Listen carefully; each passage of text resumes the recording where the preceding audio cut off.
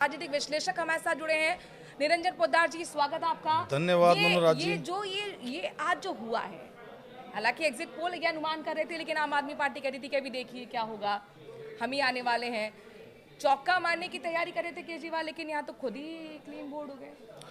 देखिए मनोराज जी, केवल exit poll ही नहीं, कि एग्जिट पोल तो 5 तारीख को शाम को जारी हुए हैं, जबकि मैं आपकी डिबेट के अंदर मैं पहले ही बता चुका था कि इस बार चुनाव परिणाम भारतीय जनता पार्टी के पक्ष में आने वाला है। लेकिन इतना बम्पर आने वाला है ये तो मैंने भी अनुमान नहीं लगाया था। लेकिन इसके अंदर अगर हम ये कारण ढूंढे तो मेरा एक ही, जैसे हमारे यहाँ राजस्थानी में एक कहावत है ना मनोराज जी, कि कुछ लोभ उठा और कुछ लोहार बूठा, यानी कि कुछ अरविंद केजरीवाल ने बहुत बड़ी गलतियां की और कुछ भारतीय जनता पार्टी ने बहुत बढ़िया रणनीतियां अपनाई, और ये दोनों का सामंजस्य मिलकर के इस बार भारतीय जनता पार्टी ने दिल्ली का किला फतेह कर लिया। अच्छा, बीजेपी कॉन्फिडेंट थी, 2 महीने से कॉन्फिडेंट थी, लेकिन 40 के आसपास कॉन्फिडेंट थी। ये तो 50 के आसपास जा रहा है आंकड़ा। ये बीजेपी ने भी नहीं सोचा था। नहीं, मेरा जहां तक अनुमान है, या यूं कहें कि मेरी जहां तक जानकारी है, भारतीय जनता पार्टी भी 1 महीने पहले सांसद में थी। लेकिन जिस तरीके से पिछले 1 महीने के अंदर भारतीय जनता पार्टी ने अपना चुनाव उठाया है,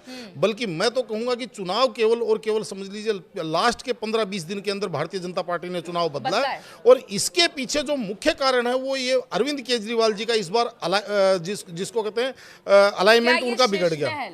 और यमुना जल जो मुद्दा था वो ले डूबा है केजरीवाल को, नहीं, जो नैरेटिव सेट किया गया बीजेपी की तरफ से। जो केजरीवाल जी के लिए जो सबसे बड़ी मुसीबत इस बार बनी है वो ये बनी है कि केजरीवाल जी की एक यूएसपी बन चुकी थी कि किसी दूसरे के ऊपर कीचड़ उछालो और भाग जाओ, और उसी का इस बार उन्होंने अति कर दिया। यानी कि चुनावों से 15-20 दिन पहले उन्होंने जिस तरीके से आरोप प्रत्यारोप करना चालू कर दिया, पहले वो जिस तरीके से चुनाव आयोग से लड़ते हुए दिखे।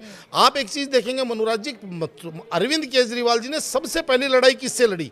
चुनाव आयोग से लड़ी, कि चुनाव आयोग 10,000 वोट कटवा रहा है, 20,000 वोट जुड़वा रहा है, जबकि उस चीज को वो प्रमाणित नहीं कर पाए। तो जनता के मन में एक उससे संदेह, और जिस तरीके से वो अभी तक अपने बयानों से बदलते रहे, या अपने बयानों में उनके विरोधाभास आता रहा है, या यूं कहें कि वो यूटर्न मारते रहे अपने बयानों से, कहीं ना कहीं वो उनकी तो वो उनकी छवि बन चुकी थी। और उसके बाद में जो उन्होंने उनका, मेरे हिसाब से इनका जो चुनाव सबसे ज्यादा गड़बड़ाया है वो गड़बड़ाया जब पंजाब के अंदर बाबा साहब भीमराव अंबेडकर के स्मारक के ऊपर जब हथौड़े चलते हैं, उनके ऊपर जब उनके साथ जब अभद्रता होती है, उसके बाद में जो उन्होंने एक बयान दिया उसको काउंटर करने के लिए कि बीजेपी ने यमुना में बहुत सारा जहर मिला दिया हरियाणा से, तो उसके बाद में जो इनकी अलाइनमेंट बिगड़ी है, मेरे हिसाब से उसके बाद में ये उसको और ज्यादा उसी प्रकार के अंदर, उसी अलाइनमेंट के अंदर बहते चले गए। और भारतीय जनता पार्टी ने इस बार सवाल करी थी वो शीश महल का और यमुना जल का जो एक नैरेटिव सेट किया गया बीजेपी की तरफ से, क्या ये केजरीवाल के लिए डेंट कर गया? नहीं, केजरीवाल के लिए जो बीजेपी जो कर रही थी, देखिए उसके लिए तो शीश महल के लिए इन्होंने राजमहल का उन्होंने एक काउंटर निकाल दिया था। और कहीं ना कहीं वो मामला चिपकता हुआ सा नजर नहीं आ रहा था। लेकिन जिस तरीके से इन्होंने एक आम जनता में सनसनी फैलाई ना, लेकिन पोद्दार जी, चूंकि ये आम आदमी पार्टी थी जो कह रही है कि आम आदमी नाम ही उस पर रखा गया था, मतलब वीआईपी कल्चर हम फॉलो नहीं करेंगे, हम सिक्योरिटी नहीं लेंगे, पंजाब की तक सिक्योरिटी उन्होंने ले ली। अब सिंपल सीएम फ्लैट की जगह एक बड़ा आलिशान यहाँ पर बंगला दिखता है। वैगनार ब्लू होती थी, वो तो बहुत पहले छूट गई। देखिए, तो ऐसा पर्सनालिटी से मिसमैच हो गया ना, जो नहीं, कहा पर्सनालिटी से मिसमैच तो इनका डे फर्स्ट से ही हो रहा है। डे फर्स्ट से जिस तरीके से अपने बयानों से, जिन्होंने कहा था मैं कांग्रेस का समर्थन नहीं लूंगा, बच्चों की कसम भी खाई थी, लेकिन उन्होंने 2013 के अंदर ही कांग्रेस का समर्थन ले लिया। और उसके बाद में जब जब इनको मौका मिला, इन्होंने निर्भीक होकर के अपने कहे हुए बयानों को दरकिनार करते हुए, ये जिस तरीके से चाहे कोई भी चीज हो, आप इन्होंने स्वराज की घोषणा बात करी थी, और उसके बाद में इन्होंने कहा था कि हमारी पार्टी का एक सिद्धांत होगा कि कोई एक ही परिवार के 2 व्यक्तियों को राजनीति में हम एक साथ नहीं चलाएंगे, या यूं कहें कि जिस तरीके से इन्होंने कहा कि हम बाहरी व्यक्ति को टिकट नहीं देंगे। लेकिन इस बार के चुनाव में आप देखिए इनकी जो सबसे बड़ी गलतियां रही, 8 कैंडिडेट इन्होंने बीजेपी से लिए और हाथों हाथ उनको अपना प्रत्याशी बना दिया। अपने 22-23 कैंडिडेट चुनाव इन्होंने टिकट काटे, और आप देखिए 22-23 जो इन्होंने टिकट काटे और 4-5 जो इन्होंने टिकट बदले, और उसी सिस्टम का हिस्सा बिल्कुल 4 4-5 जो इन्होंने टिकट बदले, उन्हीं में से आप देखेंगे अधिकतर ने एक आध को छोड़ करके अधिकतर चुनाव हार गए। तो कहने का तात्पर्य ये है कि जिस तरीके से अरविंद केजरीवाल जी ने जो गलतियां करी, कुछ उन गलतियों का उनको नुकसान हुआ और कुछ जिस तरीके से भारतीय जनता, एक बहुत बड़ा मुद्दा, भ्रष्टाचार बहुत बड़ा मुद्दा था। क्या भ्रष्टाचार के आरोप को सही तरीके से जवाब नहीं दे पाए? क्योंकि आप देखिए जो जेल गया है वो हारा है, मनीष सिसोदिया, सत्येंद्र जैन, अरविंद केजरीवाल। निश्चित रूप से देखिए वो हारे भी हैं। और सबसे बड़ी बात मैं एक चीज और कहना चाह रहा था मनोराज जी, कि जिस तरीके से राजनीति को विषैला जितना किया है, जितना जहरीला राजनीति को किया, वो अरविंद केजरीवाल जी के आने के बाद में हुई। क्योंकि पदस्थ प्रधानमंत्री को अगर मानसिक रोगी या मानसिक विक्षिप्त अगर कोई बता सकता है तो अरविंद केजरीवाल जी। आपने देखा होगा सदन के ऊपर केवल और केवल नरेंद्र मोदी को क्रिटिसाइज करने के लिए वो विधानसभा का विशेष सत्र बुलाते थे, चौथी पास राजा की कहानी सुनाते। तो कहीं ना कहीं जो एक बुद्धिशील व्यक्ति है, एक जो विचारशील व्यक्ति है, उसके मन से ये पहले ही उतर चुके थे। लेकिन जो फ्रीबीज वाला जो इनका फार्मूला था, ये उसके लिए आश्वस्त थे कि जनता, जो दिल्ली की जनता है, वो कहीं ना कहीं मेरी जो बसों के अंदर में महिलाओं के की यात्रा फ्री कर रखी है। वोटर तो कोर वोटर था ना, तो ये फ्रीबीज पर भी दिल्ली की जनता ने मोहर नहीं लगाई। ये तो बड़ा अचंभित करने वाला है। मतलब क्या इस बार मुद्दों की राजनीति हावी हो गई? मतलब उन्होंने कहा कि भैया हमें फ्री का नहीं है, हमको तो शुद्ध पानी चाहिए, वो नहीं दिखता, हमको शुद्ध हवा चाहिए। AQI का लेवल लगातार भाई बढ़ता जा रहा है। नहीं मनोराज जी, इसके अंदर अगर हम ये कहें कि फ्री बीज वाली चीजों को जनता ने नकार दिया, तो मैं इससे सहमत नहीं हूँ। वो इसलिए मैं कह रहा हूँ क्योंकि अगर आप वोट प्रतिशत का अगर आंकड़ा देखेंगे तो भारतीय जनता पार्टी और आम आदमी पार्टी के बीच में आज भी 3% के करीब का अंतर है। यानी कि जो 10% से ऊपर था। अच्छा। तो आप ये मान के चलिए जो 43% जनता ने इनको वोट दिया है, तो उसका और कोई मुझे कारण नहीं लगता कि कोई विकास के लिए वोट दिया होगा या किसी और इनके कोई किसी वायदे पे वोट दिया होगा। कहीं ना कहीं देखिए अगर आप ये कह रहे हैं कि वो लाभार्थी वर्ग है। क्योंकि बीजेपी ने भी तो आपकी पिच पर खेला है। उन्होंने कहा कि नहीं, जन कल्याणकारी योजना है, हम इनको हटाएंगे नहीं, इनको कंटिन्यू करेंगे और इसके बाद हमारी जो गारंटी है हम उसको भी लेकर आएंगे। देखिए ये एक बड़ा दाव यहाँ पर केजरीवाल पे खेल दिया बीजेपी ने, एक चक्रव्यूह रच दिया। निश्चित रूप से देखिए, मैं वही तो कह रहा हूँ, भारतीय जनता पार्टी ने इस बार समझदारी का परिचय दिया। क्योंकि अभी तक जैसे आपने देखा होगा कि ये जो फ्रीबीज हैं, इनको रेवड़ी का जो नाम दिया था वो प्रधानमंत्री नरेंद्र मोदी जी ने दिया था। और लगभग समझ लीजिए 3 साल पहले तक ऐसा लगता था कि भारतीय जनता पार्टी इस संस्कृति यानी कि रेवड़ी संस्कृति से कहीं ना कहीं मत भिन्नता रखती है। लेकिन अब लाभार्थी वर्ग करके, क्योंकि भारतीय जनता पार्टी ने भी एक चीज पहचान ली कि देखिए जैसे जैसे जो युद्ध के और हथियार के जो नियम होते हैं, आपको भी उसी तरीके से लड़ना पड़ेगा। एक उदाहरण के तौर 2500 से देना। एक उदाहरण के तौर पर मैं बता रहा हूँ, एक समय हुआ करता था जब पाषाण युग होता था, जो लड़ाइयां होती थी वो पत्थरों से और लट्ठों से लड़ाई होती थी। उसके बाद में तोप तमंचे तलवार भाला चाकू छुरी ये आया। उसके बाद में जिस तरीके से अग्नियास्त्र आए और आज की तारीख में मिसाइल और परमाणु बम। तो कहने का तात्पर्य ये है कि जैसे जैसे हथियारों, दुश्मन जैसे हथियार बदलता है तो प्रतिद्वंदी को भी उन वैसे ही हथियार लाने पड़ते हैं, बल्कि उससे और ज्यादा उन्नत हथियार आजमाने पड़ते हैं। तो भारतीय जनता पार्टी ने, इन्होंने 2100 किया, भारतीय जनता पार्टी ने 2500 किया। इन्होंने कहा कि गर्भवती महिलाओं को 21,000 देंगे, कन्यादान में 25,000 देंगे, 5 रुपए के अंदर अटल रसोई में खाना खिलाएंगे। यानी कि भारतीय जनता पार्टी ने तो आप ये समझ लीजिए अरविंद केजरीवाल जी को काफी पीछे छोड़ दिया। और कहीं ना कहीं मेरा ये मानना है कि जिस तरीके से, मैं एक चीज और आपको बताना चाह रहा हूं कि केवल यहाँ पे भारतीय जनता पार्टी और भारतीय जनता पार्टी का संगठन ही चुनाव नहीं लड़ रहा था, यहाँ पे केंद्र सरकार भी चुनाव लड़ रही थी। ये बात इसलिए कह रहा हूं, आपने देखा होगा कि चुनावों से ठीक पहले इन्होंने जो बजट के अंदर 12 लाख रुपए का एक बम्पर घोषणा की, जो मध्यम वर्ग के लिए, तो वो भी एक भारतीय जनता पार्टी के लिए मध्यम वर्ग जो भारतीय जनता पार्टी से कहीं ना कहीं नाराज था, उसने उसको सहर्ष स्वीकार कर लिया कि नहीं, अब मध्यम हमारे बारे में पार्टी सोच रही। तो कहने का तात्पर्य ये है, चाहे आप देखेंगे समय से पहले इन्होंने 8th पे कमीशन यानी कि 8वां वित्त आयोग इन्होंने लागू कर दिया नौकरी पेशा लोगों के लिए। और दिल्ली के अंदर ऐसे लोगों की संख्या बहुत है, चाहे वो स्टेट गवर्नमेंट के हों, चाहे वो केंद्र यानी सेंट्रल गवर्नमेंट के हों। इसीलिए बीजेपी लगातार लीड भी बनाई हुई थी। आप जो बोल रहे हैं पोद्दार जी, बिल्कुल सही आप ये बोल रहे हैं। लेकिन मुझे ये बताइए कि एंटी इनकम्बेंसी भी एक फैक्टर है केजरीवाल की पार्टी के हार के लिए? 10 साल उन्होंने शासन किया, उसके बाद चेंज क्या चाहती थी फिर दिल्ली की जनता? मतलब ऑटोमेटिकली वो चाहती। निश्चित रूप से मनुराज जी, देखिए एंटी इनकम्बेंसी तो होना स्वाभाविक थी। क्योंकि एक चीज इसमें और जोड़ना चाह रहा हूं कि लोग कहेंगे कि भाई एंटी इनकम्बेंसी 2015 से 2020, कई लोग सवाल पूछते हैं कि 20 के अंदर एंटी इनकम्बेंसी क्यों नहीं हुई, वहाँ पे 62 सीटें क्यों आई। तो आपको एक चीज़ बताऊं, निश्चित रूप से 15 साल के शासनकाल के अंदर जिस तरीके से शीला दीक्षित जी ने दिल्ली को सजाया था, कहीं ना कहीं उस दिल्ली की दुर्गति का जो इफेक्ट है वो 2020 के बाद में लोगों को नजर आना चालू हुआ। क्योंकि 2015 से 2020 तक लोगों को दिल्ली की चाहे वो दुर्दशा, चाहे उसके अंदर आप प्रदूषण की बात करें, चाहे उसके अंदर जल संकट की बात करें, चाहे उसके अंदर जल भराव की बात करें, चाहे सड़कों को गड्ढा मुक्त बनाने की बात करें, चाहे फ्लाईओवर्स की बात करें, चाहे ट्रैफिक की बात करें, तमाम जो समस्याएं थी जनता की, वो 2020 के बाद में जनता को महसूस होना चालू हुआ। क्योंकि जो व्यवस्थाएं होती हैं उनको खत्म होने में एक समय लगता है। तो उसी तरीके से वो जो शीला दीक्षित जी की जो व्यवस्थाएं हैं उनको सूखने में लगभग समझ लीजिए 7-8 वर्ष का समय लग गया। और अब जिस तरीके से जनता परेशान हुई, तो निश्चित रूप से वो एंटी इनकम्बेंसी इस बार सर चढ़ के बोली। अच्छा, यहाँ पर अब जरा आंकड़ों की मैं बात कर लेती हूँ। 26 आम आदमी पार्टी के किले थे, जिसमें से 16 किले बीजेपी ने ढाए हैं, और ये वो 26 सीटें हैं जिस पर लगातार आम आदमी पार्टी 3 बार से जीतती आई है। और अगर जाट बहुल सीट की बात करते हैं, 10 की 10 सीटें बीजेपी के खाते में गई हैं। इसको कैसे देखते हैं आप? निश्चित रूप से प्रवेश वर्मा भी जाट जी मैं वहीं आ रहा था। देखिए मनुराज जी, निश्चित रूप से इस टाइम भारतीय जनता पार्टी ने इस बार बहुत सोची समझी और बहुत ही सटीक रणनीति पे काम किया कि जिस तरीके से प्रवेश वर्मा जी जो थे, उनका जो राजनीतिक क्षेत्र है वो बाहरी दिल्ली हुआ करता था, यानी कि दिल्ली देहात हुआ करता था।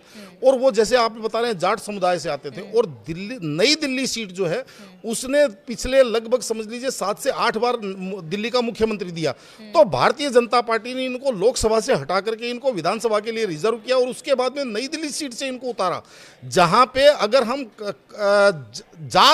जाति फैक्टर की बात करें तो जाटों का बहुत बड़ा प्रभुत्व नहीं है इस सीट के ऊपर। लेकिन बावजूद भारतीय जनता पार्टी ने नई दिल्ली सीट पे उतार करके एक अघोषित रूप से जाटों के अंदर एक संदेश दिया कि भाई हो सकता है अगला मुख्यमंत्री आपका जाट मुख्यमंत्री यानी प्रवेश वर्मा मुख्यमंत्री हो। तो इसलिए दिल्ली देहात भी इस बार जिस तरीके से भारतीय जनता पार्टी के साथ लामबंद हुआ। और सबसे बड़ी बात जो इन्होंने दावेदारी तो प्रवेश वर्मा की और क्या मजबूत हो जाती है फिर? निश्चित रूप से मजबूत बनती है। और दूसरा मैं जो कह रहा था, दिल्ली देहात के अंदर एक चीज का और बहुत बड़ा फर्क पड़ा है, जिसको आप 10 सीटें यानी कि जाट बहुल सीटें कहते हैं, मैं उनको दिल्ली देहात कहता हूं।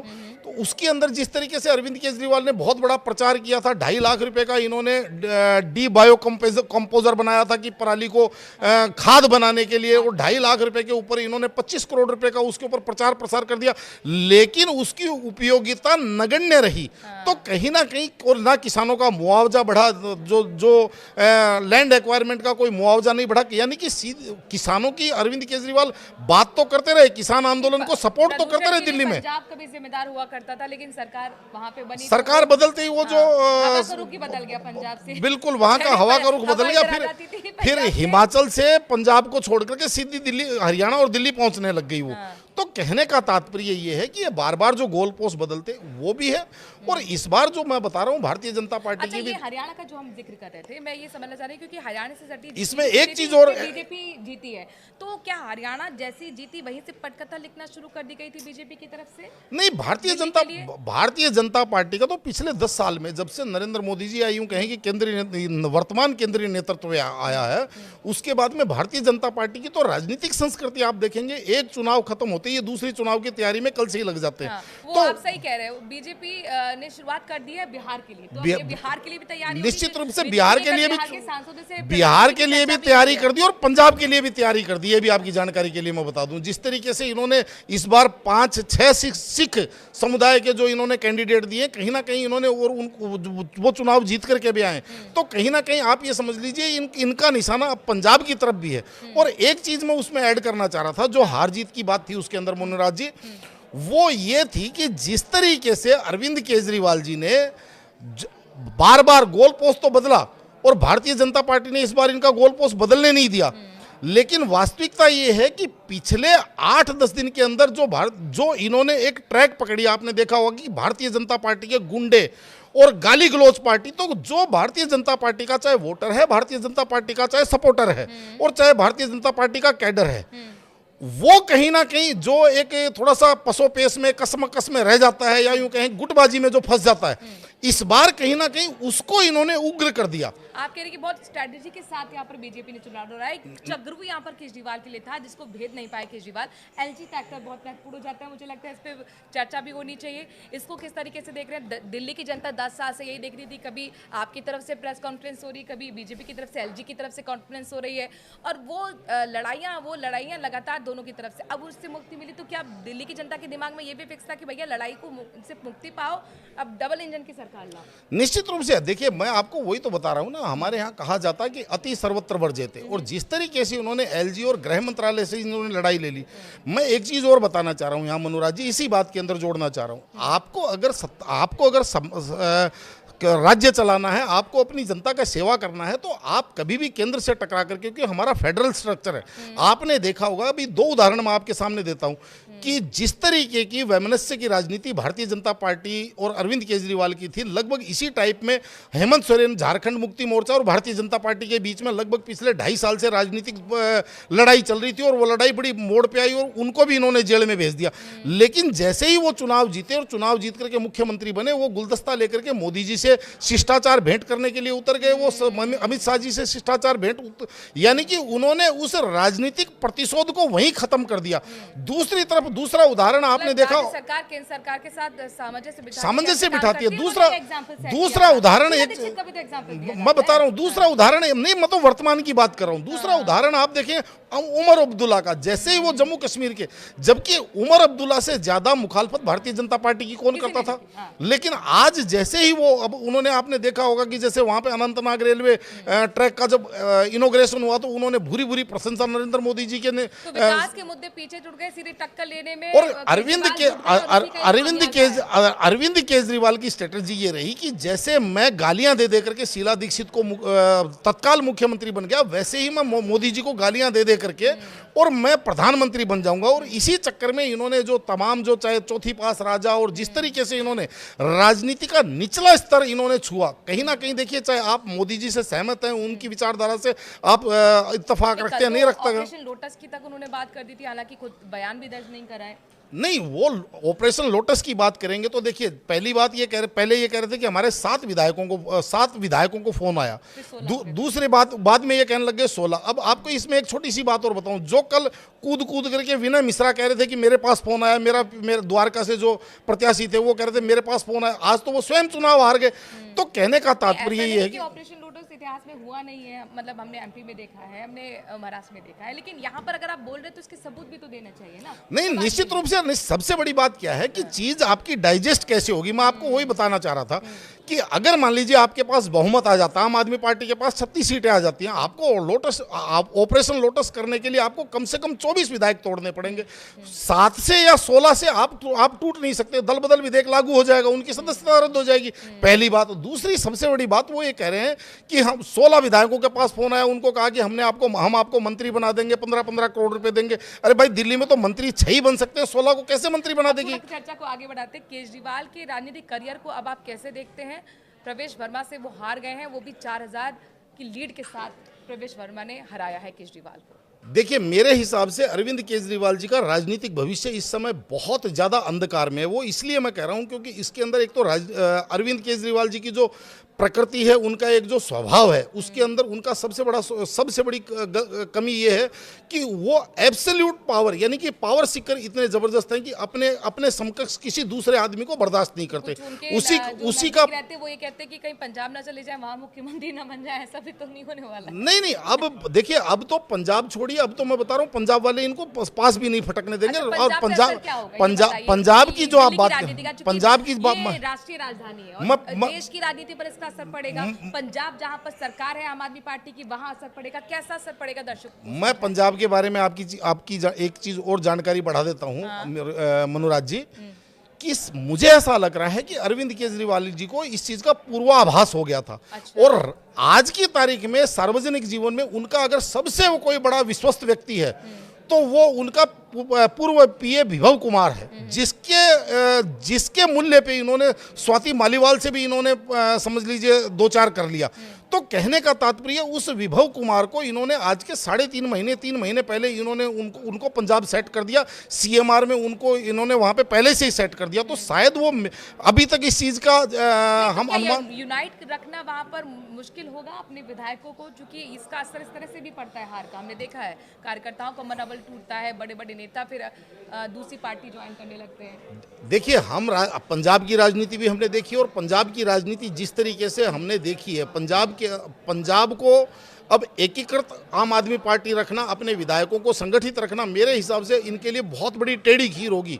क्योंकि हमने सुखपाल सिंह खैरा जी को भी देखा हुआ है, हमने आम आदमी पार्टी के जो पहले चाहे जो भी इनके बड़े नेता रहे उनको उनकी सबकी हिस्टोरी हमारे सामने। और आज भी रह करके पंजाब के अंदर कई बार विरोधाभासी बयान आ जाते हैं, जो मुख्यमंत्री के खिलाफ भी बयान दे देते हैं, वहीं के जो मंत्री और विधायक हैं वो जिस तरीके से और अब जिस तरीके से केंद्र के अंदर आम आदमी पार्टी कमजोर हुई है। और सबसे पहली बात तो पे इसका क्या सबसे पहली बात तो सबसे बड़े नेताओं के रूप में अपने आप को देखते थे। मतलब केजरीवाल कहते थे कि गठबंधन में मैं भी एक नेता हूँ। कई बार तो उन्होंने प्रधानमंत्री के रूप में भी अपने आप को मतलब प्रोजेक्ट करने की कोशिश की कि गठबंधन में अगर कोई फेस है पीएम फेस तो वो मैं हूँ। मतलब ममता बनर्जी, राहुल गांधी और उसमें अरविंद केजरीवाल भी एक फेस अपने आप को मानते थे। जब वो अपनी सीट नहीं बचा पाए तो इसका क्या असर होगा? मनुराज जी, इसके अंदर आपको 2-3 चीजें देखनी पड़ेंगी। सबसे पहले तो आप गठबंधन की हम बाद में बात करते हैं, पहले तो आम आदमी पार्टी जो दिल्ली है उसी के अंदर आपको अभी बहुत कुछ आपको बदलता हुआ दिखेगा। क्योंकि आपने देखा होगा आज ही मेरे सामने अभी 2 विजुअल्स आए, एक आतिशी मारलेना का, उनकी पार्टी का सुपड़ा साफ हो गया, 22 सीटों पे आ गई। उसके बाद में भी टीवी के ऊपर वो चहकती और बड़ी खिलखिलाती और मुस्कुराती हुई दिखाई दी। तो कहीं ना कहीं ऐसा लग रहा है कि आंतरिक रूप से वो इस चीज से बहुत ज्यादा प्रसन्न है। प्रसन्न क्यों है हम उसके ऊपर भी चर्चा कर सकते हैं। और दूसरी तरफ हमारे सामने अरविंद केजरीवाल जी का भी एक वीडियो सामने आया है जिसके अंदर उनका ऐसा लग रहा है कि जैसे वो हताश और निराश जैसे उन्होंने आत्मसमर्पण कर दिया हो। तो कहने का तात्पर्य ये है कि अगर कौन बनने जा रहा है, आतिशी बनेंगी या नहीं बनेंगी? अब देखने वाली बात ये है कि जिस तरीके से इन्होंने आतिशी और शीर्ष नेतृत्व तो नहीं जीत पाया ना चुनाव। नहीं, शीर्ष सौरभ भारद्वाज ले लीजिए, सत्येंद्र जैन ले लीजिए, मनीष सिसोदिया ले लीजिए। अब अरविंद केजरीवाल जी की परीक्षा यहीं से शुरू होगी। क्योंकि जिस तरीके से आतिशी जी महत्वाकांक्षी राजनीतिज्ञ हैं, ये आपने देखा होगा। क्योंकि जिस तरीके से उन्होंने बहुत सारे लोगों को ओवरटेक करके और वो मुख्यमंत्री पद तक पहुंची है, तो ये उनकी राजनीतिक महत्वाकांक्षा ही है। और अब जिस तरीके से इन्होंने मुख्यमंत्री बनाया था और इनको हाथों हाथ इनको टेम्परेरी मुख्यमंत्री बता दिया था अरविंद केजरीवाल जी ने, अब समस्या यहाँ पे ये उत्पन्न होगी कि अगर आतिशी जी को अगर इन्होंने एलओपी बनाया तो वो टेम्परेरी नहीं होंगी, वो परमानेंट एलओपी होंगी। और जो एलओपी होगा निश्चित रूप से, क्योंकि संवैधानिक रूप से जो पावर है वो आतिशी जी के पास ही रहेगा। और अरविंद केजरीवाल जी किसी को भी अपने कंट्रोल, अपनी ग्रिप से बाहर होने की उनका स्वभाव नहीं है। तो कहीं ना कहीं अरविंद केजरीवाल जी हो सकता है कि सीनियोरिटी के आधार पे और चुनाव परिणाम के अंदर भी आप देखेंगे तो आतिशी जी लड़खड़ाती हुई चुनाव जीती हैं, यानी कि लगभग 3, और गोपाल राय बड़े मार्जिन से चुनाव जीते हैं। अच्छा। और गोपाल राय यहाँ के प्रदेश अध्यक्ष भी रहे हैं, संघ शुरू से आतिशी जी से पहले पार्टी में सीनियर भी हैं, वैसे भी सीनियर हैं। और पार्टी के अंदर स्वीकारोक्ति भी गोपाल राय जी की ज्यादा है। समझाइए, आपने एलओपी पे तो बोल दिया कि गोपाल राय बन सकते हैं, मुझे एक चीज़ बताइए। केजरीवाल को पूरा कॉन्फिडेंस था कि कहीं ना कहीं मुझे सिंपैथी वोट मिल जाएगा जेल में जाकर, और वो लगातार आज भी सरोज बात दर्ज कर रहे थे सीबीआई का, ईडी का गलत इस्तेमाल हुआ। हमने सोचा था कि राजनीति की ईमानदारी की राजनीति की, तो क्या ये ईमानदारी का भी लिटमस टेस्ट इसमें फेल हो गया पार्टी आम आदमी पार्टी? देखिए, ईमानदारी का लिटमस टेस्ट तो इन्होंने स्वयं ही बना दिया। क्योंकि इन्होंने स्वयं ये बात कहा था जब जेल से बाहर आए, उन्होंने कहा कि देश की अदालत ने तो मुझे जमानत दे दी, लेकिन अब मैं जनता की अदालत में जाऊंगा। इस्तीफा देकर के इन्होंने कहा था कि मैं जनता की अदालत में जाऊंगा, अगर जनता मुझे निर्दोष मानती है तो मुझे जिता करके दोबारा से मुख्यमंत्री बनाएगी। क्या हुआ, हेमंत सोरेन को जिता दिया या केजरीवाल को हरा दिया जनता ने? ये क्या हुआ? देखिए ऐसा है, देखिए मनुराज जी, इसके अंदर आपको मैं बताऊं, हेमंत सोरेन जी की बात करेंगे तो वहां पे भी सेम वही कहानी हुई कि कुछ भारतीय जनता पार्टी की गलतियां थी और कुछ हेमंत सोरेन जो झारखंड, और आपको पता है हम देखते हैं कि दिल्ली को छोड़ करके तमाम देश के अंदर, चाहे झारखंड हो, राजस्थान हो, मध्य प्रदेश हो, उत्तर प्रदेश हो, वहां पे थोड़ा सा जातीय फैक्टर ज्यादा प्रभावकारी रहता है। तो जिस तरीके से वहां पे एक आदिवासी सेंटिमेंट्स इस बार बनाया बनाया गया कि एक आदिवासी मुख्यमंत्री को जेल भेज दिया गया, वो कहीं ना कहीं आदिवासी सेंटिमेंट्स उनको लाभ दे गया। जेल से सरकार चलाने पे मादा हो गए थे, एक हट था, वो भी लोगों को वो भी समझ में आया होगा कि आतिशी को नैतिक पतन भी इनका मुख्य कारण है। अच्छा, चूंकि अब वक्त कम हो गया, बहुत कम रह गया है, मेरे को वाइंड अप भी करना है जी। हर चुनाव अपनी कुछ चीजें छोड़ के जाता है, संदेश दे के जाता है। इस चुनाव को आप किस तरीके से देख रहे हैं? क्या ये सबक कांग्रेस के लिए होगा, क्या सबक आम आदमी पार्टी के लिए होगा? बीजेपी की राह को भी आप कैसे देख रहे हैं आगे? ये अगर मैं आपको एक शब्द के अंदर इस बात का उत्तर दूं तो आप ये समझ लीजिए, इस चुनाव ने स्पष्ट संदेश दिया है कि किसी भी राजनीतिक पार्टी के लिए, किसी भी राजनीतिक व्यक्ति के लिए, किसी भी संस्था के लिए अहम और वहम सबसे बड़ा आत्मघाती बीमारी है। क्योंकि जिस अहम और वहम के चक्कर में कांग्रेस इनको चैलेंज करती थी, 2012 की बात बता रहा हूं कि अगर आपके अंदर इतनी राजनीतिक चुल है तो आप चुनाव में मैदान में आइए और चुनाव लड़ करके आप लोकपाल लागू कर दीजिए।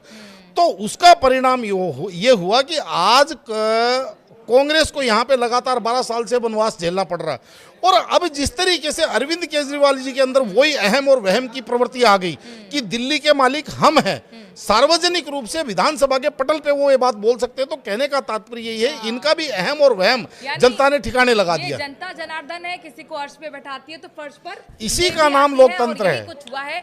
बहुत बहुत शुक्रिया, धन्यवाद पोद्दार जी, राजनीतिक विश्लेषण करने के लिए।